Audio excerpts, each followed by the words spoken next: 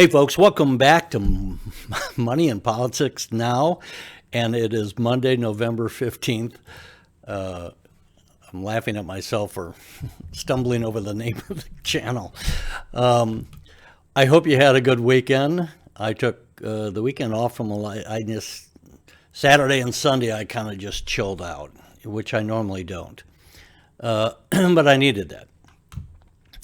A couple of things. I hope this is going to be an interesting show for you. And I wanted to talk about a couple of things. And one of them is we get these people who, look, I don't mind critics, but we get these people who are not really good critics. You know, your friend will say, hey, you got a piece of food stuck in your teeth. So if someone says something to you critical, it should be critical in a helpful way. But you get these people who are just belly achers and add nothing. So I wanted to bring something else. Obviously, that's my email where you can reach me. And I had a number of letters recently. Of course, you can also respond in the comments under the videos, and I look at that as well. But I wanted to bring a letter to your attention that I just got over the weekend. And I edited a little bit of this out so that we wouldn't violate the person's, name and all. So let me do this. He says, I'm 38 years old, an insurance adjuster, and I am new to the stock market. I dove in when the markets tumbled due to Corona in 2020, which was a good move to do. My father has always been invested at Edwards Jones mutual funds. In mutual funds, he means, not your favorite, haha. I shared that with him. But it was never really talked about around the dinner table.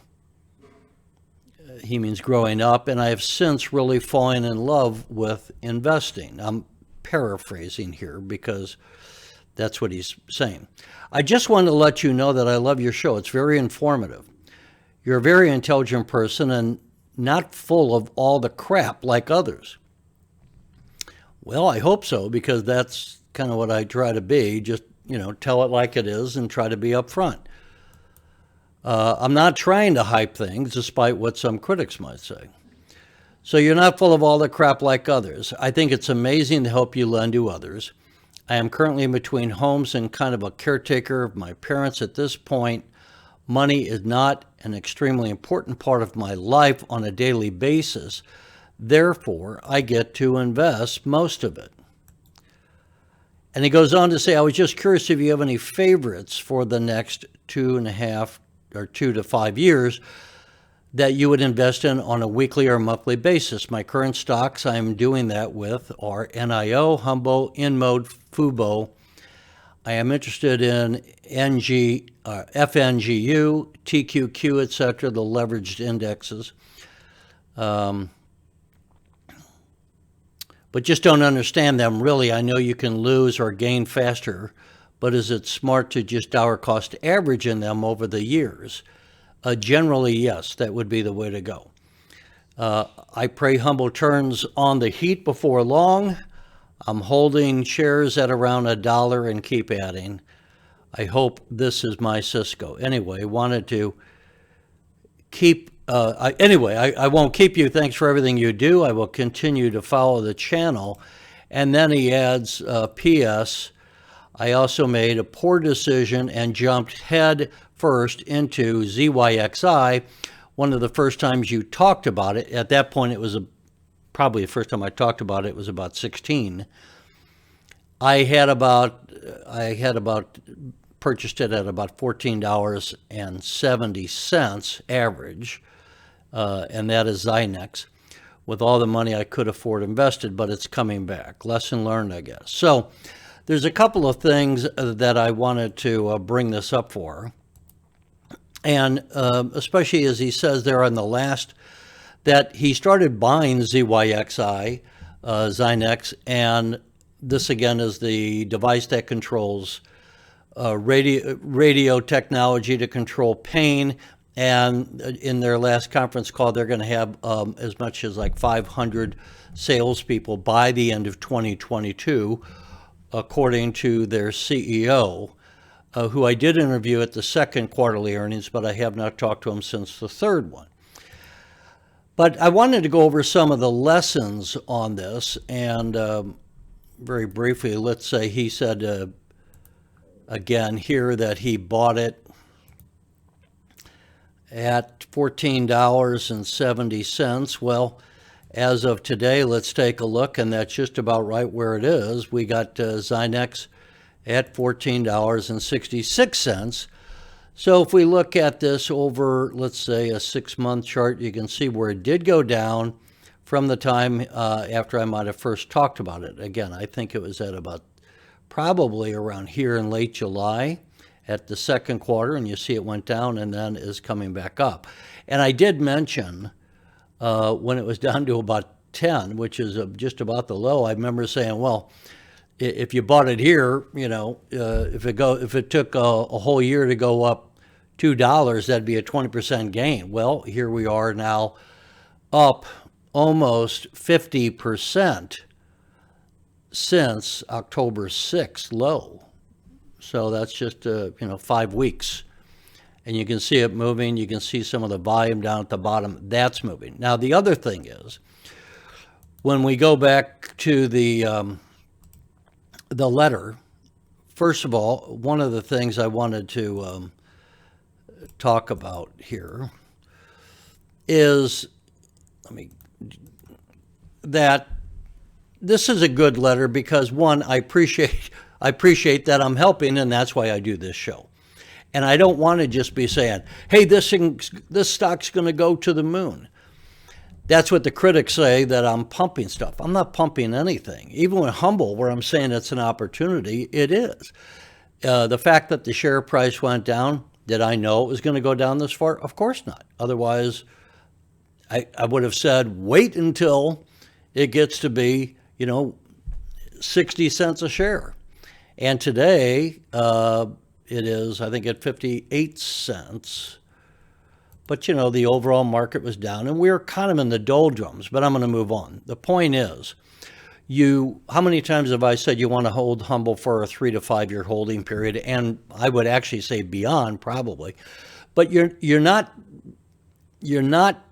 should not be thinking you're going to get this and just do a quick flip. That's not what stocks are about. If you want to be a penny stock investor and try to bounce from one thing to the next, you can try to do that. But you want to, I think, as a real investor, want to grow wealth in good companies that are going to grow. So that's what we're going to be talking about. Now, I've talked about in mode, and that is somewhat down right now. But if we look at it over a 6-month, it's been climbing consistently. So this recent downturn is a downturn from the high, and look how it jumped here. This is a 1-month chart. So that in late October, it was down to $80 and then shot up by just within a few days to, over $90, what was that, $98, I think, almost $100. Now, I didn't think that was going to go up, but on the other hand, this wasn't really parabolic. It was just a good move on the third quarter earnings. And, here we're taking just some profit taking. But as I have said so many times, this is a company, in my estimation, that you want to own long term. And this is where, look at, if you got Schwab, check into, you can buy fractional shares and things. So depending upon the funds you have, this is a company I think is going to continue to grow.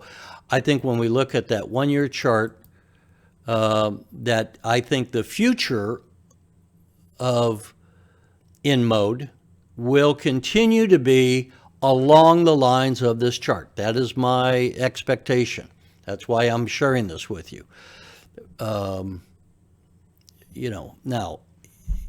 in mode can be hit by, even though they're not 5 years old, if here's where we go. And, COVID came out and it fell down like everything else.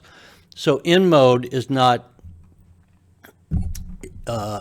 inoculated, you might say, against bad news that comes out. But on the other hand, it is a company that I think will continue to grow. I just don't want to keep talking about that right now because I want to move on. So we've talked about Voyager and the growth of that, or actually we haven't yet. I did bring that up, and I said last time I talked about it, I mentioned how when I talked about it on October 27, it was just at about $10. And then the last time I talked about it, I said it had doubled since then. And so here we are today, now at $18. This is part of the platform for trading cryptocurrencies out of Canada. And this is a company that I think has some real upside potential going for it. My friend and Arthur Wilkes, who I've interviewed before, who kind of watches some of this for us in Canada, who is actually in medical school, so he's one sharp cookie, and he goes into a lot of detail. He is a very detailed guy, so he's a good guy for me to talk to. I'm a big picture guy. But Arthur has, we've talked about big digital assets and Voyager together, and he thinks that this could be, in 6 months, maybe a double, again, up to 40. So I wanted to bring that to you. But let's go back now after I wanted to touch those briefly. I wanted to go to the letter where our friend says that he is, I'm going to move this here for a minute. I'm interested in FNGU and TQQ and some of these things, but the thing I would say, folks, there's one of the things with FNGU. We want to be looking at the oil play. Now, because the Biden administration, okay, let me do this again. Because the Biden administration is hostile to fossil fuels. And at the same time, because we have the globe, the world economy reopening from COVID, you simultaneously have more demand for oil. And because of the Biden administration putting more restrictions on oil, closing the Keystone Pipeline deal, now they're looking incredibly, I think this is a major mistake, but they're looking at closing another pipeline in Michigan. And then they go, and you've seen what happened to oil prices. So oil, ironically, if you want to invest in oil, in my mind, wrong-headed policies of the Biden administration are going to drive oil prices higher.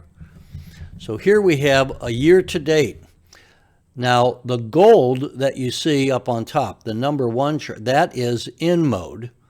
And we've already talked about that, and I've talked about it a lot again. But let me take this out. What the black line is. The black line, first of all, actually, let me skip that and bring up, down at the bottom, you don't even notice it, is the blue line. I'm going to change that so you can see that a little better. And let's make that, this is the S&P 500. So look at the blue line here and say, that's the I apologize for misspeaking. Look at the red line, which is the S&P 500. Now, our friend who wrote to me was saying how his dad is in mutual funds. I don't know what mutual funds he's in. But folks, again, I will repeat to you that the vast majority of mutual funds, like 90% of them, are underperforming the S&P 500. And so when you have money sitting in the S&P, look at all these other things that I've talked about with you. And here, the rest are oil. Now, we have DIG, which I've mentioned many times, in black, and year to date, that is up 130.5%. Then we have one that I've not talked about before, and this is U as in Union, C as in Charlie, O Oscar, UCO, and that is up 157.73%. That's the green line. And then we have NRGU, which I have talked about. Maybe not as much as you guys would have liked, because that's up 203% this year. Now, the one thing you can look at that is different between these, besides their rates of return, is look at the volatility. And you can see the purple line, the NRGU, how it shot up so much more than DIG in black or the UCO in green. And again, it came down, and look at that. It's like a country road, up and down and up and down. And then as we got into the August time period, NRGU came down pretty strongly, as did the others. You see, they came down. They didn't crater as much. So what you want to understand is that on NRGU, you're going to have more volatility, but this is where I would say, number one, where so many in the financial services industry say you want to avoid volatility, I'm telling you, you want to embrace it, not avoid it. Because look at the returns you're getting. And yeah, if I had closed the books back here in August, and if you had purchased it in June, you would have been going, why, that guy told me to buy it, when it was at $184, and then here in August it's down to $90. But now look where it is, folks. Now it's back up. And this is why you want to understand your stocks. You can see that the S&P 500 in red, while it has some volatility, it has nothing like the volatility of the oil companies. And so it's not that when I'm telling people to buy things, you're going to have to understand that you're going to go up and down on some of these things. But if you can stomach the ride, see, the professional money managers think you can't stomach the ride. And they don't want to be getting your phone calls that, why did you put me in that thing at 180 and now it's been cut in half? Well, over time, it's going to do well if oil does well. And that's another thing I want to bring to your attention. You can't always just look at these ETFs and all without, they're not the same as buying, the S&P 500. When you are using something like DIG or any of these that I just showed you here, when you are buying these oil ETFs, you're obviously buying one sector of the economy, the oil and gas industry. And when oil and gas is going to do good, these would be good plays to have. When we had this explosion because in oil and gas supply because of fracking, and you get the critics of fracking, but that's what brought gasoline prices down, down to about $1 in St. Louis. There was a time, in the last year and a half, that we broke $1 on a gallon of gasoline. You could have got it to like 98 cents. And why? We had so much oil and gas being produced that within 5 years, we went as a nation from running out of natural gas to becoming the largest producer of natural gas in the world. And so what did that do to the oil and gas market? It destroyed it because the price just fell precipitously. So if we go out 2 years, or even let's go to a 5-year chart, you can see that the oil and gas ETFs were all losing money hand over fist. I don't know why this sometimes doesn't show. Let me go back and put the S&P 500 in.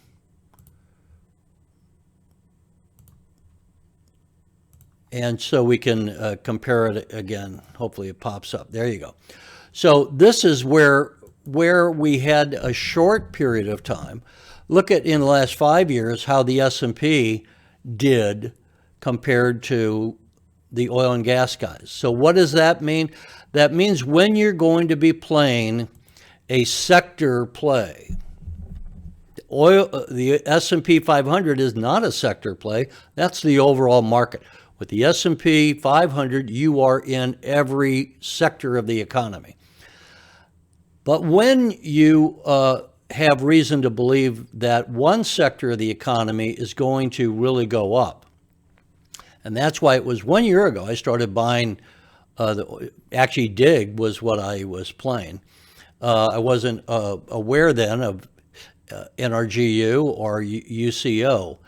But when you think you have a sector of the economy that's going to go up in the near term, and so let's go to that 1 year chart where I started buying, boom, and that's where, you go to the left-hand part of the screen here where they all started equal from that point, started the race over the course of a year, and you can see that while the S&P has had a pretty good year for the S&P, up 30.62%.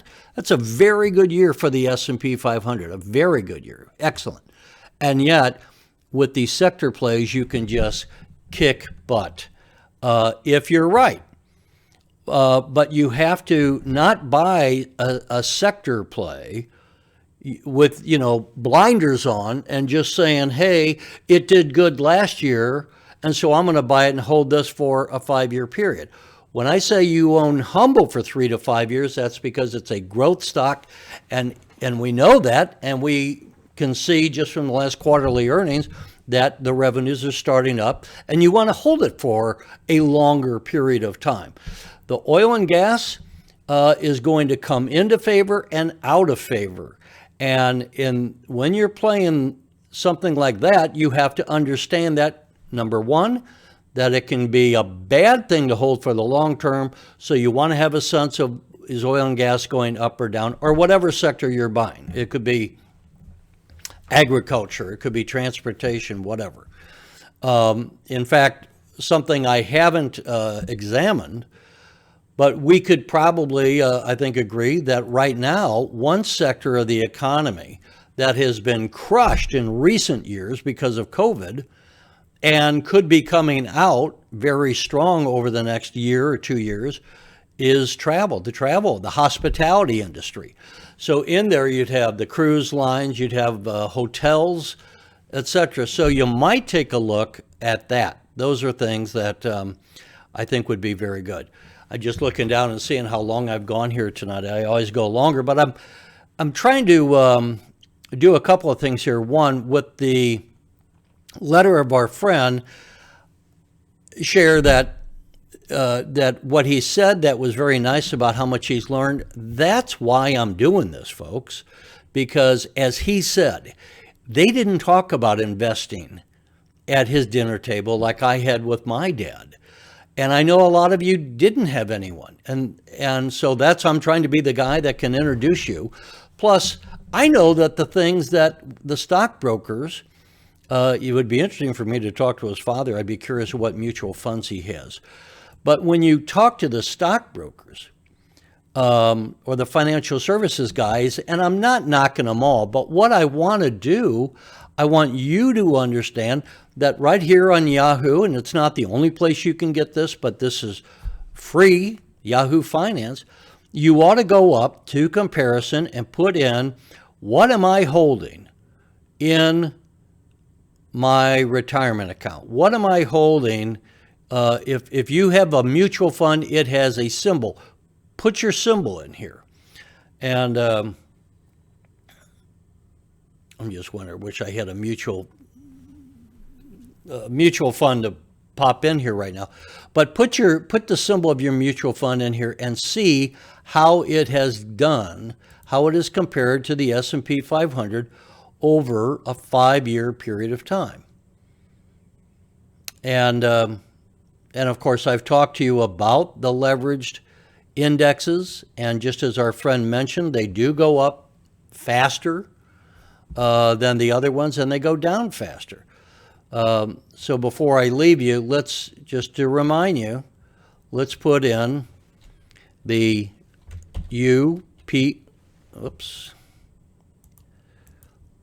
let's put in the UPRO, and come on.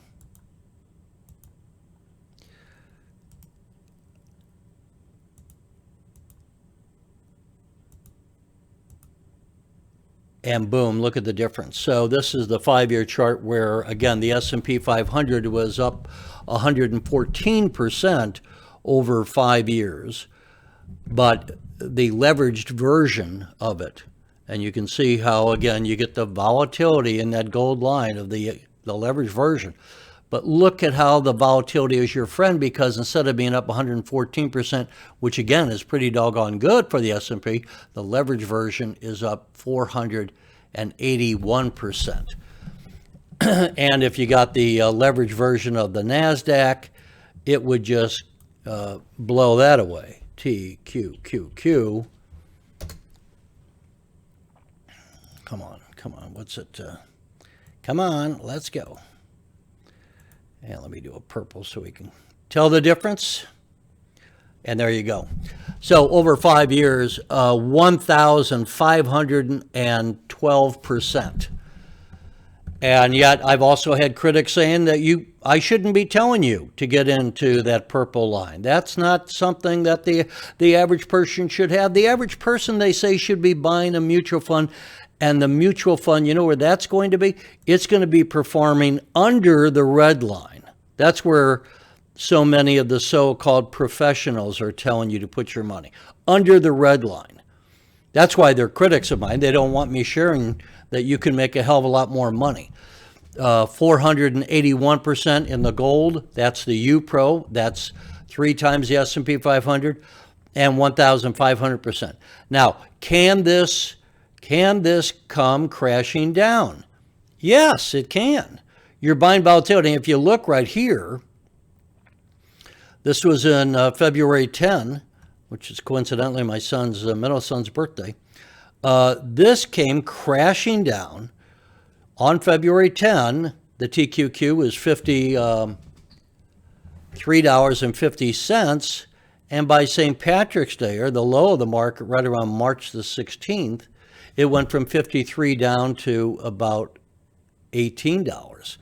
So cut in more than in half. But look how it bounced back. So would I recommend it now? In closing, what I would say, as I said earlier in this show, when you buy the leverage versions, because you have that volatility, when you buy leverage versions of ETFs, you don't want to dump all your money that you're willing to put into it in at one time. Do a average dollar cost averaging, and it doesn't have to be necessarily once a month, but that's a good way to do it. But I would buy some shares, and you could buy the TQQ here. I wouldn't be surprised, because it's almost at an all-time high if the TQQ or if the U-Pro came down from here. But who knows? No one knows, right? But I would say that over time, if you are willing to buy for the long term, if you're just looking to make a quick buck, then don't do it. Especially don't do it now with these at their all-time high levels or close to it. But if you're willing to hold for a longer period of time, then these are going to give you outsized returns that, mutual funds are not even going to be in the same neighborhood. And, if you would have invested $1,000 5 years ago in the TQQ, $1,000 back here in November of 2016, and kept it in there, that $1,000 in the TQQQ, the purple line, would today be worth $15,000. if you had it in the red line, the S&P, that would be your $1,000 would be worth about $2,150. $2,150 versus $15,000. So again, folks, I've said this before. What we're trying to do here is teach you the different tools. This is like a financial toolbox. So when you go to someone without knowing anything, and they're going to stick you in something that's going to have your money going down the financial highway at 15 miles an hour, when it could be going down the financial highway at 75 miles an hour, I'll let you make the decision how you want to have your money go. But just as my friend wrote from Kentucky, I am here to try to explain these things to you. There is risk in investing, but if you hold on to things for a longer time, and if you don't panic and sell when it's down, just like now there's no point in my estimate. I'm not going to sell. Let me just talk for me. You do what you want, but I'm just telling you, if you sell a stock when it's down, you're locking in a loss. If you bought 10,000 shares of something and it goes down, you can say you're down on paper, but you still had the 10,000 shares you bought. And if it goes up by a large factor, well, then you didn't lose. You are wealthier because you bought those shares. That's what investing is about. And it's not about panicking. No one ever made money panicking. And you don't make money by buying high and selling low. And so when you buy something and it goes down, and again, let me bring up this. If we're looking here and we had just bought the TQQ in January here, and then COVID came out and it cratered, well, yeah, we could have panicked and sold. But then look at the fortune that followed. Look at the fortune that followed after March of 2020, when the TQQ just skyrocketed. And it had some reverses along the way. Look right here. It was here and fell. It goes up and fell. It goes up and fell. But over time, this is why I preach my style of investing, is that instead of avoiding risk, instead of avoiding volatility, you want to embrace it. Because if you hold on to it longer term, time is on your side, and that's how you grow money, just like growing corn. But don't be out there thinking that you should be trying to flip it and outguess the market every week or every day, or these knuckleheads that think they can jump from 1 hour to the next. If they want to invest that way, that's fine for them. I ain't doing it, and I'm not telling you to do it. And I'm not telling you to put all your money into one stock. When you buy the S&P or the UPRO, those are not one stock. That's one investment, but those are vehicles that are tied to 500 different stocks. When you buy the NASDAQ or the TQQQ, in both cases, that's the index plus the leverage version. That is, you got 100 different stocks there. And when you buy the oil companies, as we looked at, those ETFs are diversified by oil and gas. So right now, do I think oil and gas is going to continue? I do, for the reasons I explained. I think their oil is going up because in the United States, Biden is cutting off supply, but we need supply as the economy grows, not just in the United States, but around the world. And the economy around the world, I think, is going to grow as we come out of the COVID shutdown, which was an artificially induced economic downturn. It's the first one that I remember in our history of mankind, at least in my lifetime. So I think we're going to come out. Would I recommend holding oil and gas ETFs for a long, long period? I would not. I think in time, we are going to transition away from fossil fuels, but I think oil and gas is still going to be in high demand. I mean, it'll be in high demand for 50 years, but not in the same way that it is today. And I think over a 2-year period, we're likely to see a lot of increase. Oh my God, I saw it at 7:30. My goodness. All right, I think this might be the longest taping I've ever done, but I think we covered a lot of ground today. So I'm going to let you go, as always. If you haven't subscribed, I know I should be tooting my own horn here and telling you to do this in the beginning of the show. But if you haven't subscribed, please do. Probably if you made it all the way to the end, why don't you tell me you did? Because I'd be curious how many actually went all the way to the end. And I'll tell you what, I'll give you a password. Don't tell. Okay, the password, if you made it to the end, is Blue Jay. Okay, Blue Jay. So you can type a comment under there, Blue Jay, and I'll know that you watched the whole thing. Anyway, thanks so much, folks, and we'll keep in touch. Have a good evening and great investing. We'll see you later.